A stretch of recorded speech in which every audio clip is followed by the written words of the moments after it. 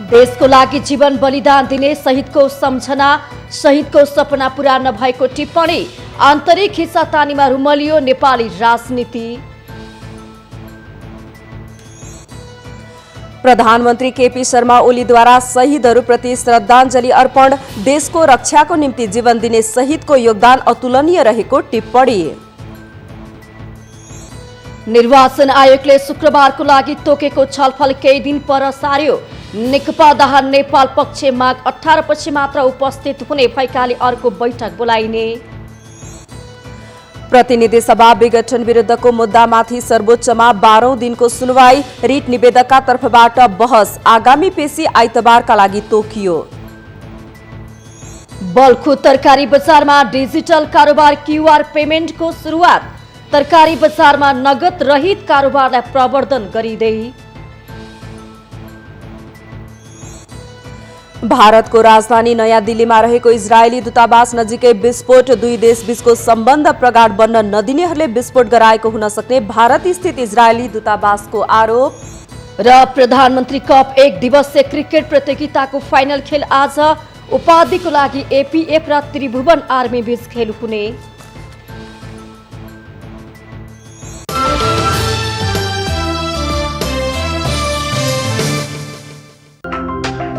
तपाईं हेर्दै हुनुहुन्छ माउन्टेन टेलिभिजन। अब समाचार विस्तारमा।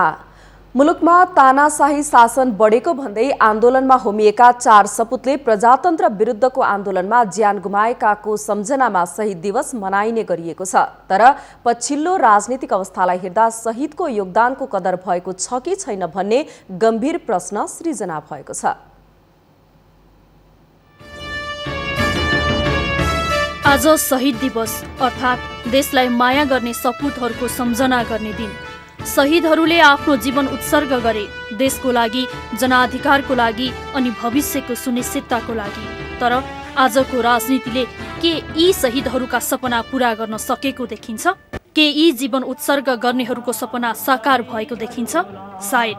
शहीद हुनेहरूको बलिदानी इतिहासको सान्दर्भिकता र उनीहरूको साहसको छेड हेर्दा अहिलेको राजनीतिले उनीहरूको सपना र उत्सर्गलाई सम्बोधन गर्न सकेको देखिँदैन। उनीहरू स्वाभिमानी थिए, निडर थिए, कसैको गुलामी गरेनन् र निरङ्कुशतालाई सहेनन्। अपमानित र पराधीनता भन्दा आफ्नो जीवन मूल्यहीन सम्झिए र उत्सर्ग गर्न पुगे। उनीहरूको देन अनुसार आजको राजनीति छ। सबैजना ठूला ठूला नारा लगाउन सक्ने अवस्थामा छन्। सबै प्रकारका प्रजातान्त्रिक संरचनाहरू खडा भएका छन्। थुप्रै प्रधानमन्त्रीहरू देशले पाइसक्यो। राजनीतिक परिवर्तनहरूको श्रृङ्खला पनि श्रृङ्खलाबद्ध रूपमा अगाडि बढ्दै प्रत्येक क्षण नयाँ नयाँ राजनीतिक अनुभूति सहित देश राजनीतिमय बनिरहेको छ। तर यो स्वाभिमानी र बलिदानी इतिहासलाई स्मरण गर्ने दिनलाई टेकेर एउटा कुरा भन्नै पर्ने हुन्छ, वर्तमान पुस्ताले इतिहासको सही कदर गर्न सकेको छैन। आजको राजनीति आफैमा पद लोलुप छ, अर्काको आज्ञाकारी छ, पराधीन छ, सबै प्रकारका दैनिकीहरूको लागि विदेशीको मुख ताक्नुपर्ने अवस्थामा छ। देश घर झगडामा लपेटिएको छ। पार्टीहरू गुट उपगुटमा विभाजित छन्। देशका संवैधानिक निकायहरू समेत जनताको नजरमा निश्चल र निर्भीक देखिएका छैनन्। जनता विभाजित पार्टीका नेताहरूका पिछलग्गु जस्तै भूमिकामा छन्। बिना कारण सडक तताउँछन्। नेताको आश र विश्वासमा बाँचेको जनताको व्यक्तिवादी सोच अरू मुखरित देखिँदैछ। भविष्यको चिन्ता गर्ने भन्दा वर्तमानमा कसरी अवसर छोप्न सकिन्छ, सबैको यही नै सोच र चिन्तन छ। यी सबै गतिविधिले बलिदानको भावना र उत्सर्गपूर्ण इतिहासको गाथा गाउँदैन नै। पटक पटक प्रजातन्त्रको लागि भन्दै सडकमा आउने जनता यस पटक पार्टी झगडामा समेत सडकमा ओर्लिने वातावरणले जनमानसमा कति धेरै समय छ भन्ने अवस्था देखिँदैछ। नारा नेताको लागि बनेको छ। प्रजातन्त्र र जनजीविकाका कुरा देखाउने दाँत भएका छन्। आफ्नो गुटको नेता आइदेला र मेरो बारेमा केही न केही गरिदेला भन्ने अत्यन्त व्यक्तिवादी सोच अनुसार मुखरित यो प्रकारको राजनीतिले देशलाई फाइदा गरेको छैन, प्रजातन्त्रलाई फाइदा गरेको छैन र समाजलाई फाइदा गरेको छैन। प्रजातन्त्र सधैँ कमजोर छ। अर्थतन्त्र गए गुज्रेको अवस्थामा छ। भ्रष्टाचारले आकाश छोएको छ। आफ्नाको गन्ध पनि सुगन्ध मान्ने विचित्रको नेपाली जमात तयार हुँदैछ। अर्काको आशमा कहिल्यै नबाचेका नेपालीहरूलाई अब आफूले केही गर्न सकिएला भन्ने आश पटक्कै छैन। नेता नेता भन्दै उफ्रियो, चुनाव सकियो, नेता महानेता बने, नेताको आसमा नेतातर्फ आँखा फर्कायो, नेताले वास्ता नगर्दा धारे हात लगायो, फेरि जब नेतालाई अप्ठ्यारो पर्दछ सडक जाम गर्दै नारा लगायो। घाँटी सुकायो, न आफ्नो चिन्ता, न महामारीको चिन्ता, न भविष्यको प्रतिफलकै आशा। यस्तै यस्तै गजबको भूमिकामा रुमलिएको राजनीतिभित्रबाट एउटा समूहले हातमा माला लिएर दिवाङ्गत शालिगलाई समर्पण गर्दाको छेड र सानो मौन धारणको परिधिभित्र मनाइने शहीद दिवस अब बिस्तारै सामाजिक सञ्जालमा मात्र सीमित हुँदै गएको यथार्थताकै बीच प्रत्येक वर्ष थपिने नयाँ नयाँ पार्टीका दिवाङ्गतहरूले लिएको शहीदहरूको श्रृङ्खला कहाँ गएर टुङ्गिने हो? राजनीति र वातावरण जस्तो भए पनि शहीद शहीद नै हुन्। शहीदको सम्मान राजनीतिक संस्कार पनि हो। बलिदानको गाथाले नै देशको गौरवपूर्ण इतिहासको सम्झना दिलाउने हो। माउन्टेन टेलिभिजन राजनीतिक ब्युरो। प्रधानमन्त्री केपी शर्मा ओलीले लैनचौर स्थित शहीद स्मारकमा पुगेर शहीदहरूलाई श्रद्धाञ्जली अर्पण गर्नु भएको छ। माघ 16 गते शुक्रबार शहीद दिवसको अवसर पारेर प्रधानमन्त्री केपी शर्मा ओलीले लैनचौर स्थित शहीद स्मारकमा आयोजित विशेष कार्यक्रमका बीच शहीदहरूप्रति श्रद्धाञ्जली अर्पण गर्नु भएको हो। सो अवसरमा प्रधानमन्त्री ओलीले विभिन्न कालखण्डमा देशको रक्षाको निम्ति जीवन दिने अमर शहीदहरूले बलिदानको त्यागको श्रेष्ठता देखाउनु भएको र त्यो अतुलनीय भएको पनि बताउनु भएको छ। शहीदको बलिदानीबाट प्राप्त भएका उपलब्धिहरूको रक्षा गर्ने, सुदृढ गर्ने र अगाडि बढाई शहीदका सपना पूरा गर्ने जिम्मेवारी अहिलेको र आगामी पुस्ताको भएको पनि उहाँले बताउनु भयो। बलिदानको त्यागको श्रेष्ठता उच्चता देखाउनु भएको छ, त्यो अतुलनीय छ र उहाँहरूका योगदानसँग हामी कसैका बाँचेका मान्छेहरूका कसैका पनि योगदानको कुनै तुलनै हुन सक्दैन, जसले जीवन दिनुभएको छ। शहीदको बलिदानीपूर्ण सङ्घर्षको मार्गदर्शनबाट समृद्ध नेपाल निर्माण गरी जनतालाई सुखी बनाउँदै राष्ट्रिय आकांक्षा पूरा गर्नेतर्फ सरकार अग्रसर रहेको पनि प्रधानमन्त्री ओलीले बताउनु भएको छ। मुलुकमा हरेक वर्ष माघ 16 गते शहीद दिवस मनाइने गरिन्छ। देशमा प्रजातन्त्र स्थापनाको लागि आफ्नो प्राणको आहुति दिएका वीर शहीदहरूको सम्झनामा यो दिवस मनाइने गरेको हो। तर देशभरि शहीद दिवस मनाइरहँदा शहीदहरूको सपना र चाहना बमोजिम शासन सत्ता नचलिरहेको टिप्पणी पनि हुने गरेको छ। एक रिपोर्ट। 104 वर्षसम्म मुलुकमा जारी जहानिया राणा शासनको कारण थिचोमिचोमा परेका जनमानसको हितका लागि देशमा प्रजातान्त्रिक आन्दोलनको लहर चलेको थियो। सो आन्दोलनले सत्ता डगमगाएपछि तत्कालीन शासकले 4 वीर सपूत शुक्रराज शास्त्री, धर्मभक्त माथिमा दशरथ चन्द र गङ्गालाल श्रेष्ठलाई मृत्युदण्ड दिए। मुलुकमा प्रजातन्त्र ल्याउनका लागि सहजै प्राणको आहुति दिएका कारण नै मुलुकमा राणा शासन समाप्त भई प्रजातन्त्र स्थापना हुन पुग्यो। तिनै वीर सपूतहरूको बलिदानको सम्झनामा हरेक वर्ष माघ 16 गते शहीद दिवस मनाइने गरिन्छ। शहीद दिवस मनाएर पनि शहीदहरूको भावना र चाहना बमोजिम मुलुक चल्न नसकेको टिप्पणी प्रबुद्ध व्यक्तिहरूबाट हुने गरेको छ। साहित्यकार एवं विचारक डाक्टर मोदनाथ प्रसिद्ध शहीदहरूको सपना पूर्ति र सम्मानको लागि आम जनतालाई शासकहरूले परिवर्तनको प्रत्याभूति दिलाउन सक्नुपर्ने बताउनुहुन्छ। सही ढङ्गको प्रजातन्त्र व्यवस्था चाहिँ भएन। नियम अनुसार चल, 5 वर्षको योजना बनाउने 5 वर्षको बनाऊ, 4 वर्षको बनाउने 4 वर्षको बनाऊ। जे जनतालाई जे दिनु सकिने कुरा हो, शिक्षा कस्तो दिने हो, तिमीहरूले उनीहरूलाई चाहिँ के छ भने सहुलियतहरू के दिने हो, देशमा रोजगारी के गर्नुपर्ने हो, जस्ता सबै कुराहरू चाहिँ नि गर्नुपर्ने। राष्ट्रको लागि हित होस्, जनताको लागि हित होस्, हाम्रा सबै देशका जनताहरू हैन स्वाभिमानी भएर बस्न पाउन्, समृद्ध भएर बस्न पाउन्। राणा शासन अन्त गर्नुका अतिरिक्त देशमा प्रजातन्त्र पुनर्स्थापना र गणतन्त्र स्थापनाको लागि पनि थुप्रै व्यक्तिहरूले बलिदान दिए। सङ्घर्ष राजनीतिक परिवर्तनको लागि भएको भए पनि अन्तर्य चाहिँ त्यो परिवर्तन मार्फत आम जनताको जीवन स्तरमा सुधार ल्याउनु थियो। तर अहिले देश गणतान्त्रिक व्यवस्था अनुरूप चलिरहेको भए पनि आम जनताको निम्ति देखिने गरी खासै परिवर्तन भएको देखिँदैन। देशमा भएको राजनीतिक परिवर्तन केही व्यक्ति र तिनका नातागोताहरूको लागि राज्य सत्ता दोहनको सजिलो माध्यम सिवाय केही बन्न सकेको छैन। विकासको कुरा र जनताले पाउनुपर्ने सुविधाको कुरा केही मुठ्ठीभर व्यक्तिहरूले सबै कुरा निर्धारण गरिराखेको अवस्था छ। जस्तो राष्ट्रिय स्रोतहरू केही व्यक्ति सीमित व्यक्तिहरूले सञ्चालन गरिराखेका छन्। उनीहरूको इच्छा वा अनिच्छामा त्यो निर्भर भइरहेछ। आम नागरिकको पहुँच विस्तार हुन सकेको छैन र जुन परिकल्पना गरिएको थियो सैद्धान्तिक रूपमा सङ्घीयताको आधार भन्नुको अर्थ आम नागरिकको पहुँच त्यो चाहिँ हुन सकेको छैन। शहीदहरूको बलिदानको साँचो अर्थमा सम्मानका लागि देशमा भएका परिवर्तनको प्रत्याभूति हरेक तह र तबकाका जनताहरूसम्म पुर्याउनु पर्ने हुन्छ। यसका निम्ति मुलुक हाँक्नेहरूले आफ्नो आचरणमा सुधार ल्याउँदै जनहितकारी कार्य गर्नुपर्ने देखिन्छ। माउन्टेन टेलिभिजन राजनीतिक ब्युरोको सहयोगमा प्रकाश जोशी, काठमाडौँ। निर्वाचन आयोगले शुक्रबार बोलाएको छलफलमा नेकपाको दाहाल नेपाल पक्ष उपस्थित नभएपछि पुनः अर्को बैठक आयोजना गर्ने भएको छ। निर्वाचन आयोगले निर्वाचन प्रशासनको लागि दल दर्ता गर्न, सूचना प्रकाशन र निर्वाचन तयारीको सम्बन्धमा हालसम्म गरेका कामको विषयमा छलफल गर्न नेकपाको दुवै पक्षलाई शुक्रबार बोलाएको थियो। छलफलमा दाहाल नेपाल पक्षले सहभागिता नजनाएपछि आयोगले पुनः अर्को बैठक बोलाउने भएको छ। शुक्रबार दाहाल नेपाल पक्षले अध्यक्षद्वय कार्यक्रमको सिलसिलामा उपत्यका बाहिर रहेकाले 18 गतेसम्म उपस्थित हुन नसक्ने औपचारिक पत्र साथ जानकारी गराएको निर्वाचन आयोगका प्रवक्ता राजकुमार श्रेष्ठले जानकारी दिनुभयो।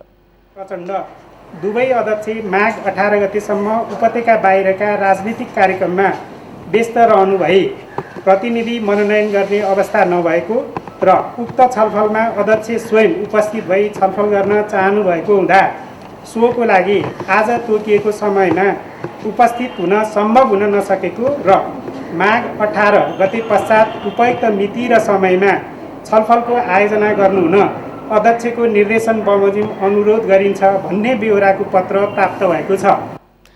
त्यस्तै छलफलमा सहभागी हुँदै नेकपाका नेता सुभाष चन्द्र नेवाङले निर्वाचन गर्नुको विकल्प नभएको भन्दै तदनुरूपताको साथ दल दर्ताको काम अघि बढाउन निर्वाचन आयोगलाई आग्रह गरिएको बताउनु भएको थियो।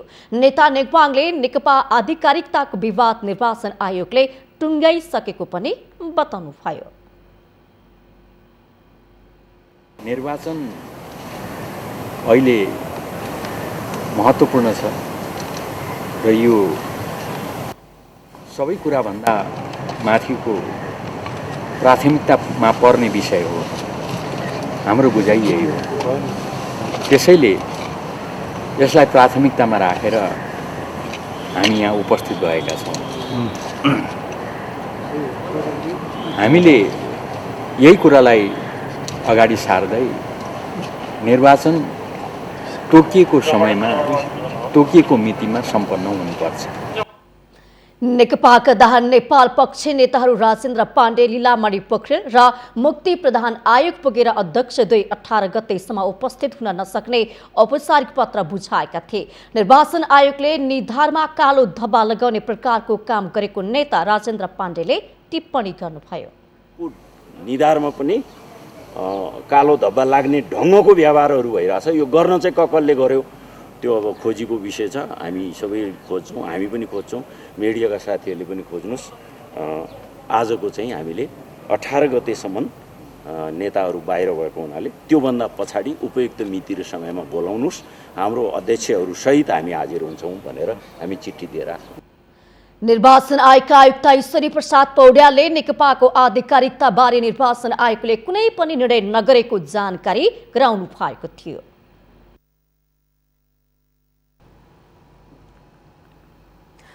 प्रतिनिधि सभा विघटन विरुद्धको रिटमाथि शुक्रबार 4 जना कानून व्यवसायीहरूले बहस गर्नुभएको छ। सर्वोच्च अदालतको संवैधानिक इजलासमा भएको 12औं दिनको बहसमा 1 जना रिट निवेदक, 2 जना वरिष्ठ अधिवक्ता र 1 जना अधिवक्ताले बहस गर्नुभएको हो। रिट निवेदक कृष्ण भक्त पोखरेलले संविधानले 5 वर्षसम्म सांसद बनाएकाले प्रधानमन्त्रीले संसदलाई मृत घोषणा गर्दैमा आफूहरू मृत सांसद नहुने बताउनुभयो।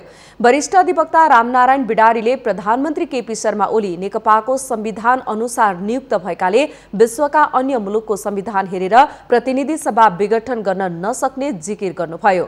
अधिवक्ता प्रभास केसीले विगतका संविधानमा व्यवस्था गरिएको प्रतिनिधि सभा भङ्ग गर्न सक्ने विशेषाधिकारलाई वर्तमान संविधानमा कटौती गरिएको भन्दा पनि खारेजी नै गरिएको दावी गर्नुभयो।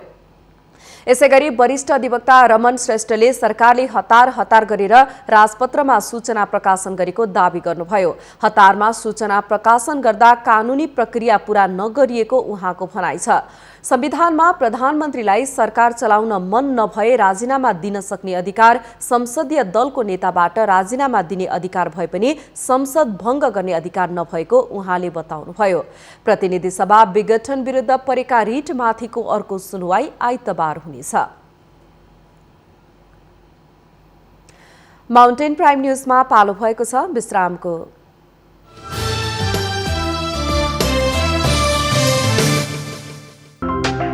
तपाईं हेर्दै हुनुहुन्छ माउन्टेन टेलिभिजन। विश्रामपछि स्वागत छ। अब बाँकी समाचार। नेकपा दाहाल नेपाल पक्षका अध्यक्ष पुष्पकमल दाहालले आफूले नेतृत्व गरेको आन्दोलनमा आफ्ना छोराछोरी पनि अन्य सरह लडेको बताउनु भएको छ। शुक्रबार विराटनगरमा आयोजित कार्यक्रमलाई सम्बोधन गर्दै प्रचण्डले यस्तो बताउनु भएका हो। आफ्ना छोराछोरी जनताबाट चुनिएर आए पनि प्रधानमन्त्री केपी शर्मा ओलीले धर्म छोराछोरी पालेर भ्रष्टाचारको पक्ष पोषण गरेको उहाँको आरोप पनि छ। अध्यक्ष दाहालले 70 करोड खानीहरू जोगाउने को हो भनेर प्रश्न समेत गर्नु भएको छ। देश कोरोना महामारीमा छटपटाइरहँदा औषधिमा समेत भ्रष्टाचार गर्नेलाई संरक्षण गर्ने को हो भन्दै प्रश्न गर्नु भएको थियो। साथै अध्यक्ष दाहालले आफ्नो परिवारका सदस्यमाथि ओलीले निरन्तर आक्रमण गरेको भन्दै अब थप अत्याचार सहन नसक्ने चेतावनी समेत दिनु भएको छ। प्रधानमन्त्री ओली प्रतिक्रान्तिकारीहरूको गोठी बनेको आरोप लगाउँदै अध्यक्ष दाहालले यस्तो लामो यात्रा समयसम्म टिक्न नसक्ने दावी समेत गर्नुभयो।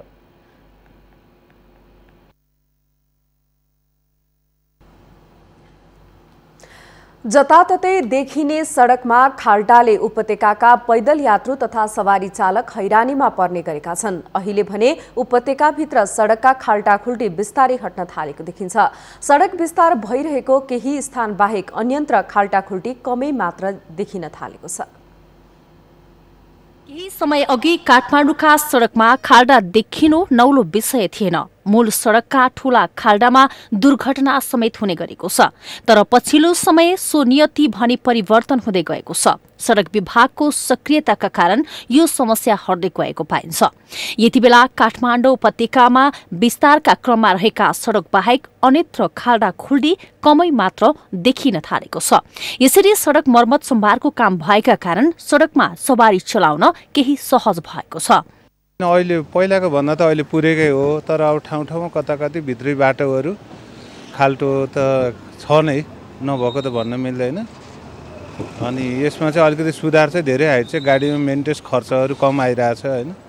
अब पेसेन्जर यात्रुहरूलाई पनि राम्रै सुविधा दिइरहेछ। यो बाटोले गर्दाखेरि पनि सानो खाल्टो भइदियो भने त्यहाँ छेकेर यता जिगज्याग भइदिने, अनि त्यसले गर्दाखेरि चाहिँ बाटो जामबाट पनि अलिकति कम भइरहेछ। नारा रत्न पार्कभित्र तपाईँको यो अहिले भत्किया पुल छ, यो रुटमा तपाईँको बाटो पनि राम्रो छैन। यो तपाईँको यो ओह्रालो सुरखुटिया ओह्रालोतिर सब भत्किरहेछ बाटो। बाटो खासै राम्रो छैन। यो अब यो मान्छेलाई यो जनतालाई भ्रममा राखिरहेछ हाम्रो सरकारले। चाहिने भन्दा नचाहिने रासो बढाइदिएछ, जनतालाई भ्रममा राखिदिएछ। सडक मर्मत र खाल्डा पुर्ने काम सडक विभागको हो। केही समय अघि यो काममा विभाग चुस्त देखिए पनि हाल भने सडक मर्मतको काम नियमित भइरहेको छ। यस वर्ष 23 किलोमिटर सडकमा कालोपत्रे थप्ने योजना अनुसार झण्डै 50% काम सम्पन्न भएको छ। उपत्यकाका सडक मर्मतका लागि मात्र सडक बोर्डले यस आर्थिक वर्षमा 1 अर्ब बजेट विनियोजन गरेको छ। यति बेला उपत्यकाका सडकमा सडक विभागले सडक मर्मतको काम धमाधम गरिरहेको छ। सबै सडक पनि ढल्का र पानीका पाइपहरू छन् हैन। ती पाइपहरू फुट्छन् हैन, गाडीको प्रेसरले भनौँ, पाइप पुरानो भएर भनौँ हैन, ती फुट्छन्, फुटेपछि पानी बाहिर निस्केपछि खाल्टो हुन्छ हैन। त्यो खाल्टोहरू त्यो पाइप टाल्नको लागि खन्नु पर्यो, खनिसकेपछि फेरि टाल्नु पर्यो हैन।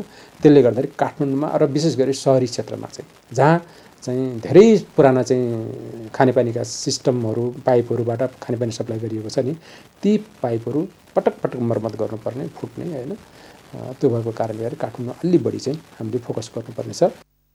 सडकको आवधिक मर्मतले सडकको आयु लम्ब्याउने गर्दछ। सोही अनुसार सडक विभागले बढी सवारी गुड्ने सडक खाल्डा खुल्डिरहित बनाउन धमाधम सडक मर्मतको काम गरिरहेको छ, जसको उदाहरण पछिल्लो समय उपत्यकामा देखिने चिल्लो सडकले देखाइरहेको छ। तर यसरी मर्मत गरेका सडकले दिगो रूप भने लिन सकिरहेका छैनन्। ढल, खानेपानी, विद्युत लगायतका सरकारी निकायको एक आपसमा समन्वय नहुँदा राज्यले सडक मर्मतमा गरेको लगानी बालुवामा पानी खनाए सरह भएको छ। क्यामेरामा निखिल कपालीका साथमा अप्सरा गौतम, काठमाडौँ। रूपन्देहीबाट निर्वाचित जनप्रतिनिधिहरू विकास निर्माणका आयोजनाहरूको शिलान्यासमा व्यस्त छन्, तर स्थानीय भने आयोजना निर्माणको क्रममा हुने क्षतिबाट शास्ति भोगिरहेका छन्। पटक पटक फेरि बदल हुने सडक मापदण्डले नागरिकलाई समस्यामा पारेको छ। मन्त्री विष्णु पौडेल पुल र सडक शिलान्यासको कार्यक्रममा व्यस्त भइरहँदा बुटोलको ट्राफिक चोकमा सुशीला शेरचन सडक विभागले भत्काइदिएको घर मर्मतमा व्यस्त हुनुहुन्थ्यो। वैदेशिक रोजगारीबाट कमाएको पैसाबाट उहाँका श्रीमानले 2052 सालमा सोही स्थानमा घर किन्नु भएको थियो। 2060 सालबाट आफ्नै घरमा थकाली भान्साघर समेत सञ्चालन गर्दै आउनु भएको थियो।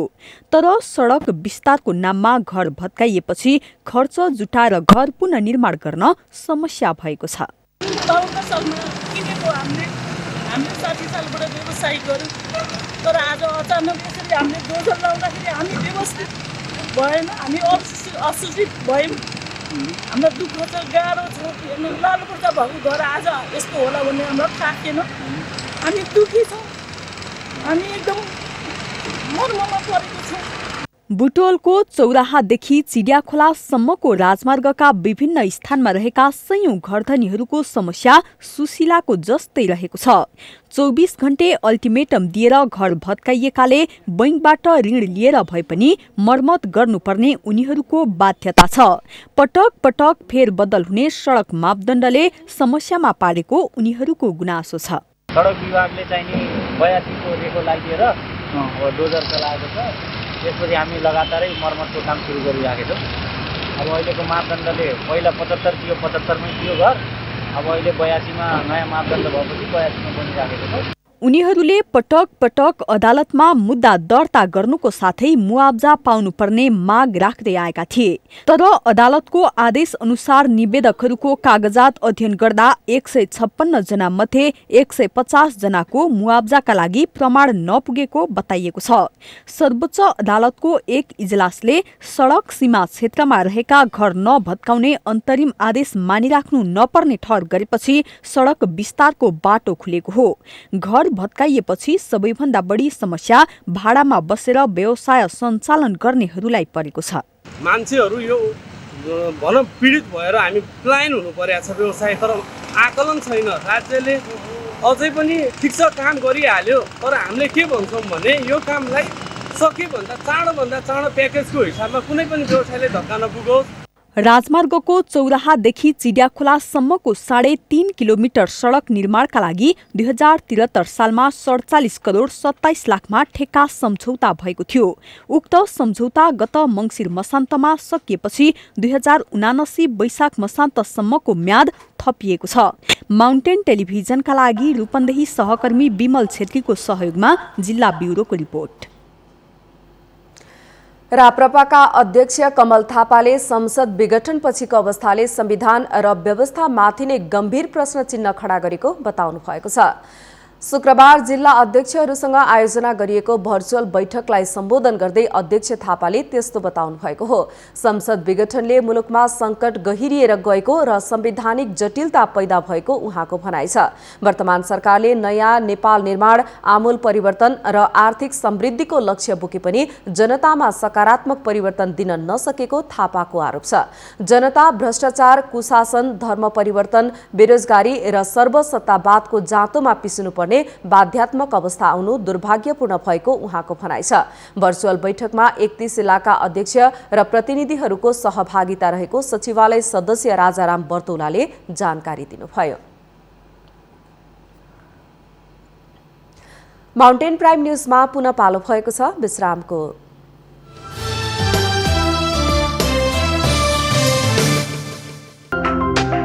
तपाईं हेर्दै हुनुहुन्छ माउन्टेन टेलिभिजन।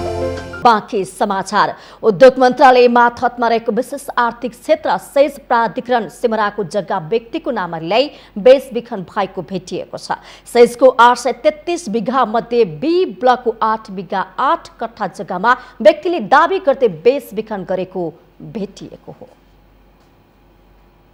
उद्योग मन्त्रालय मातहतमा रहेको विशेष आर्थिक क्षेत्र सेज प्राधिकरण सिमराको 8 बिघा 8 कट्ठा जग्गा व्यक्तिको नाममा गरी बेचबिखन भएको पाइएको छ। विशेष आर्थिक क्षेत्र सेज प्राधिकरण सिमराको जग्गा दोहोरो नापी हुँदा तत्कालीन चिनी मिल र व्यक्तिको गरी 2वटा फरक किता नम्बर कायम भएको हो। साबिक गाविस पिपरा सिमरा तर्फबाट नापी हुँदा किता नम्बर 124 कायम भएको छ। फतेपुर गाविस तर्फबाट नापी गर्दा भने 260 नम्बर किता कायम भएको पाइएको हो। यी 2 किता नम्बर मध्ये पिपरा सिमरा तर्फको 124 तत्कालीन चिनी मिलको नाममा दर्ता भएको छ भने किता नम्बर 260 व्यक्तिले किता काट भएर 5औं चरणमा बेचबिखन समेत गरिएको पाइएको छ। पछिल्लो समय सेजको जग्गा राजाराम शाह र उनका परिवारको नामबाट पटक पटक गरी नेपाल पेट्रोलियम ट्रेडलिङ्स प्रालीको नाममा बेचबिखन भइएको पाइएको छ। तात्कालीन समयमा छिमेकी गाविसको किता नभिडाउँदा एउटै जग्गामा दोहोरो नापी भएको, त्यही नापी अनुसार 2वटा फरक किता कायम भएको नापी कार्यालय सिमराका सूचना अधिकारी विनोद चौधरीले बताउनुभयो। एउटै जग्गा 2टा गाविसमा नापी भएको अवस्था नक्साबाट देखिन्छ। एउटा फतेपुर वार्ड नम्बर 9 को 260 नम्बर किता बनेको छ भने अर्को पिपरा सिमरा वार्ड नम्बर 4 ख को 124 नम्बर किता बनेको नक्साबाट देखिन्छ। यो 2022 सालको सर्वे नापी हुँदाखेरिकै नक्सा बनेको र फिल्ड बुक तयार भएको अवस्था छ। अहिले हालमा हामी कुनै किसिमको यो नापी कार्यालयले गरेको अवस्था छैन। 260 नम्बरको कित्ताको जग्गा धनीको ठाउँमा झगडा भनी जानिएको र उक्त जग्गाको कैफियतमा भने जग्गा धनी काठमाडौँ ठमेल बस्ने त्रिपुरा नरसिंह राणाको जग्गा भनी तत्कालीन वडा सदस्यले हस्ताक्षर समेत गरेको भेटिएको छ। पछिल्लो समय सेज र व्यक्तिले आफू जग्गा धनी भएको दावी गरेपछि नापी र मालपोत कार्यालयले सो जग्गाको कित्ताकाट र बेचबिखनमा रोक लगाएको छ। यता व्यक्तिले दावी गरेको जग्गा सेजको भएको सिमरा सेजका सहायक इन्जिनियर अजय चौधरीले स्पष्ट पार्नुभयो। एउटै जग्गालाई 2टा किताकाटमा भेटिएको देखियो र 2टा गाविस र 2टा वाडामा कन्भर्ट भइसकेपछि हाम्रो 124 नम्बर किताको विवरण हेर्दाखेरि हाम्रो जग्गा सुरक्षित छ। तर फिल्डमा त्यही जग्गामा आएर केही व्यक्तिहरूले डिमार्केसन गर्न खोज्दाखेरि हामीले हाम्रो यहाँको स्थानीय लगायत सेज सहयोग समितिका पदाधिकारीहरूसँग गएर त्यो किल्ला चाहिँ फाल्न लगाइयो र अहिलेसम्म हाम्रो जग्गा सुरक्षित नै भन्नु पर्यो र यो विषयमा के रहेछ भनेर हामी नापी र मालपोतसँग बसेर यस विषयमा छलफल गर्यौं। विशेष आर्थिक क्षेत्र सिमरा सेजले आफ्नो नाममा रहेको जग्गाको संरक्षणमा चासो नदेखाउँदा 4.5 दशकपछि व्यक्तिको नाममा पूर्जा बनेको भेटिएको हो। सेजले आफ्नो जग्गा सुरक्षित नराखेकै कारण पछिल्लो समय अधिकरणको चपेटामा परेको छ। सेजको 833 बिघा मध्ये ए ब्लकको करिब 350 बिघा बाहेक अतिक्रमणमा परेका जग्गाहरू पटक पटक बेचबिखन समेत भइसकेका छन्। माउन्टेन टेलिभिजनका लागि बारा सहकर्मी श्याम गुप्ताको सहयोगमा जिल्ला ब्युरो। राष्ट्रिय पुनर्निर्माण प्राधिकरणका सचिव सुरेश आचार्यले जनताका काम समयमै सम्पन्न गर्ने गरी लाग्न प्राविधिकहरूलाई निर्देशन दिनुभएको छ। असार मसान्तमा प्राधिकरणको समयावधि सकिने जानकारी गराउँदै सचिव आचार्यले कार्ययोजना बनाएर जनताको काममा लाग्न निर्देशन दिनुभएको हो। अर्घाखाँचीको सन्धि खर्कमा सञ्चालन भएको निजी आवाससहित पुनर्निर्माणको चालु कार्यक्रमको प्रभावकारी कार्यान्वयन सम्बन्धमा जिल्ला स्तरीय अन्तर्क्रिया कार्यक्रममा उहाँले यस्तो निर्देशन दिनुभएको हो।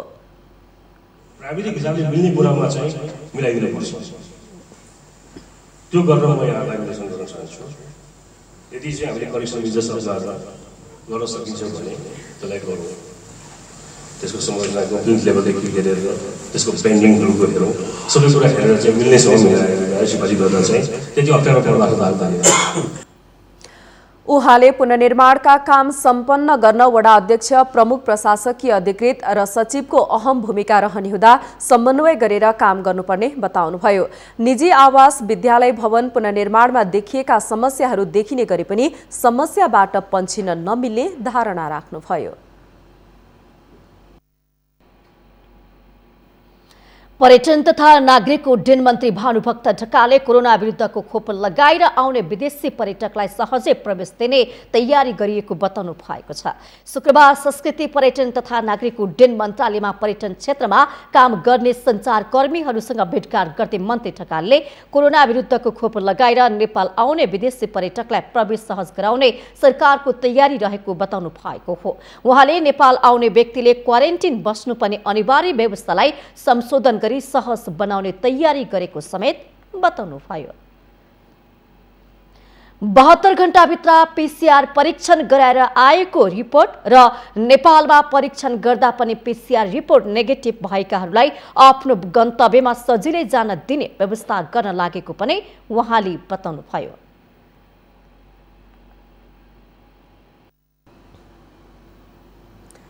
सुनसरीको धरान स्थित व्यस्त बजार भानुचोक सधैँ अस्तव्यस्त हुने गरेको छ। क्षेत्रफलको हिसाबले साँगु र भानुचोक क्षेत्रमा सवारी र यात्रुको चाप धान्न समेत मुस्किल छ। राजनीतिक दलहरूको सभा सम्मेलनदेखि विभिन्न मनोरञ्जनका कार्यक्रम आयोजनाका लागि मुख्य केन्द्र बनेको भानुचोकमा दैनिक ट्राफिक अस्तव्यस्त हुँदा दुर्घटनाको जोखिम पनि बढेको छ। सवारी चापका कारण सधैँ अस्तव्यस्त हुने धरानको भानुचोक दिनहुँको सभा सम्मेलनले झनै अस्तव्यस्त हुने गरेको छ। सवारी चाप र दिनहुँ जसो हुने सभा सम्मेलनका कारण दुर्घटनाको जोखिम बढेकाले भानुचोकलाई निषेधित क्षेत्र घोषणा गर्नुपर्ने आवाज समेत उठ्न थालेको छ। नेपाल यातायात व्यवसायी राष्ट्रिय महासंघ 1 नम्बर प्रदेश समितिले सवारी साधनको अत्याधिक भिडभाड हुने भानुचोक क्षेत्रमा राजनीतिक दलको कार्यक्रम, सांगीतिक कार्यक्रमहरू हुँदा ट्राफिक व्यवस्थापन अस्तव्यस्त हुने भएकाले निषेधित क्षेत्र घोषणा गर्न माग गरेको हो। त्यसकारण सबै राजनीतिक दलहरू पनि हाम्रो आग्रह, विशेष गरी स्थानीय निकायले त्यो बस पार्क, नयाँ बस पार्क नसारेसम्म भानुचोकमा अस्तव्यस्त हुने भएकोले त्यतिसम्म चाहिँ भानुचोकमा चाहिँ यस्ता सभा सम्मेलन भिडभाड हुने कार्यक्रम चाहिँ नगर्ने व्यवस्था गर्ने अनुरोध गर्छु। महासंघको प्रस्तावलाई सकारात्मक रूपमा लिँदै सरकारवाला निकायहरूसँग आवश्यक छलफल गर्ने उपमहानगरको भनाइ छ। यातायात व्यवस्थामा चुनौती थपिरहेको छ। त्यसमा ट्राफिक प्रहरीले पनि धेरै अगाडिदेखि हामीलाई भनिरहनु भएको थियो र त्यसमा यातायात व्यवसाय महासंघले त्यो हामीलाई चाहिँ निवेदन दिनुभएको छ। त्यसमा हामी अब सरकारवाला, विशेष गरी राजनीतिक दलहरू, नागरिक समाज, विभिन्न सङ्घ संस्थाहरूसँग छलफल गरेर यसलाई कार्यान्वयनको दिशामा अगाडि बढाउने प्रयत्न हामी गर्नेछौँ। यो कार्यान्वयन भयो भने यसले धरानको बजारीकरण र स्थायित्वमा यसले धेरै टेवा पुग्छ भन्ने विश्वास पनि हामीले लिएको छ। सवारी चाप बढ्न थालेपछि साँगुरो बनेको भानुचोक बस पार्कलाई स्थानान्तरण गर्न योजना अगाडि बढाएको उपमहानगरले बताएको छ। धरान 8 सुन्दर बस्तीमा काम अगाडि बढेको अवस्था छ। व्यवस्थित बस पार्क नबनेसम्म भिडभाड कम गर्न भानुचोक बस पार्क र आसपासका क्षेत्रमा सभा सम्मेलन गर्न निषेधित गर्ने, सवारी रोक्न नदिने निर्णय गरिएको उपमहानगरले जनाएको छ। माउन्टेन टेलिभिजनका लागि धरान सहकर्मी वसन्त बान्तवाको सहयोगमा जिल्ला ब्युरो। हामीसँग आर्थिक, अन्तर्राष्ट्रिय र खेल समाचार बाँकी नै छन्। माउन्टेन प्राइम न्युजमा फेरि पालो भएको छ विश्रामको।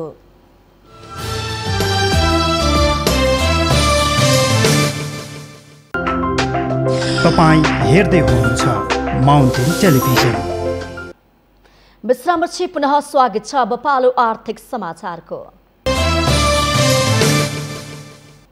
बल्खु तरकारी बजारमा डिजिटल कारोबार क्यूआर पेमेन्टको सुरुवात भएको छ। शुक्रबारबाट बल्खु तरकारी बजारमा डिजिटल कारोबार क्यूआर पेमेन्टको सुरुवात गरिएको हो। नेपाल राष्ट्र बैंकका गभर्नर महाप्रसाद अधिकारीले तरकारी किनेर क्यूआर पेमेन्टबाट भुक्तानी दिएर यसको सुरुवात गर्नु भएको हो। एनएनबी बैंकले नगद रहित कारोबारलाई प्रवर्धन गर्ने उद्देश्यसहित बल्खु तरकारी बजार क्षेत्रमा क्यूआर मार्फत नगद रहित भुक्तानीलाई प्रवर्धन गर्न यो कार्यक्रमको आयोजना गरेको हो। नेपाल राष्ट्र बैंकको निर्देशन अनुरूप डिजिटल लाइसेन्समा केन्द्रित रहित नगद रहित समाज रूपान्तरणको दिशामा यो सुरुवात महत्त्वपूर्ण हुने बताइएको छ। अब पालो अन्तर्राष्ट्रिय समाचारको। भारतको राजधानी नयाँ दिल्लीमा रहेको इजरायली दूतावास नजिकै विस्फोट भएको छ। दूतावासको भवनभन्दा करिब 150 मिटरको दूरीमा शुक्रबार विस्फोट भएको हो। भारतीय सञ्चार माध्यमका अनुसार विस्फोटमा परि कोही पनि घाइते नभए पनि नजिकै राखिएका 5 गाडीहरूमा भने क्षति पुगेको छ। भारत र इजरायलको दौत्य सम्बन्धको 29 वर्षे वार्षिकीको दिन उक्त विस्फोट भएको हो। भारत र इजरायलको सम्बन्धलाई प्रगाढ बन्न नदिनेहरूले विस्फोट गराएको हुन सक्ने भारत स्थित इजरायली दूतावासले जनाएको छ।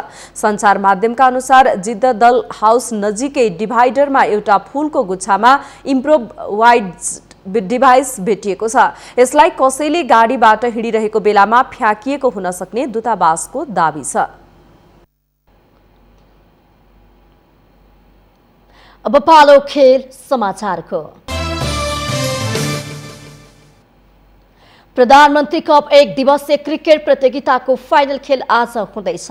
राष्ट्रिय खेलकुद परिषद राखेपको आर्थिक सहयोग तथा नेपाल क्रिकेट संघ क्यानको आयोजनामा त्रिवे क्रिकेट मैदान कीर्तिपुरमा हुने फाइनलमा विभागीय क्लब भिड्दैछन्। एपीएफ र त्रिभुवन आर्मी बीचको उपाधि भिडन्त बिहान 9 बजेदेखि सुरु हुनेछ।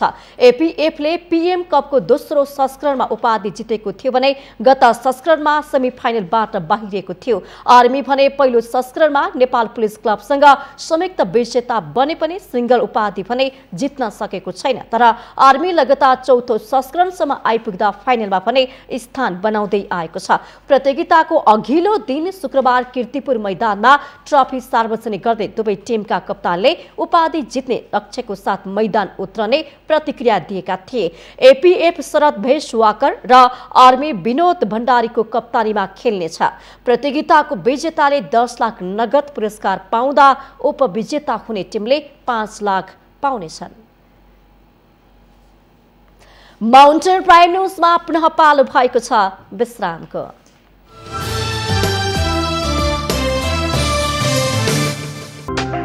तपाईं हेर्दै हुनुहुन्छ माउन्टेन टेलिभिजन। माउन्टेन प्राइम न्यूजको अन्त्यमा अहिलेसम्मका मुख्य समाचार पुनः एकपटक। देशको लागि जीवन बलिदान दिने शहीदको सम्झना पूरा नभएको टिप्पणी।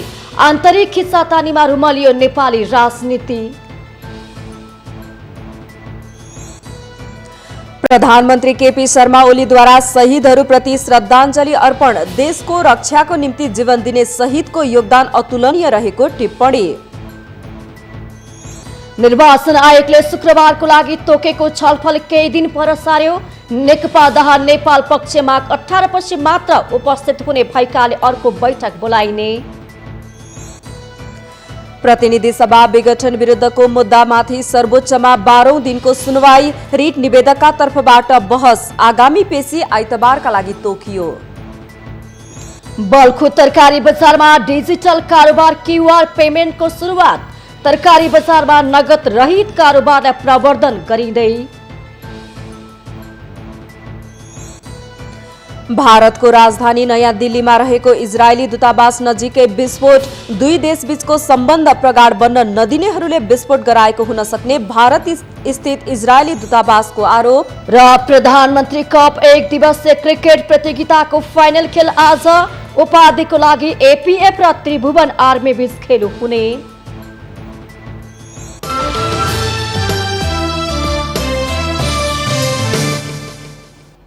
माउन्टेन प्राइम न्यूज अहिलेलाई यति नै। सत्य, तथ्य र निष्पक्ष समाचारको लागि हेर्दै रहनुहोला माउन्टेन टेलिभिजन। नमस्कार।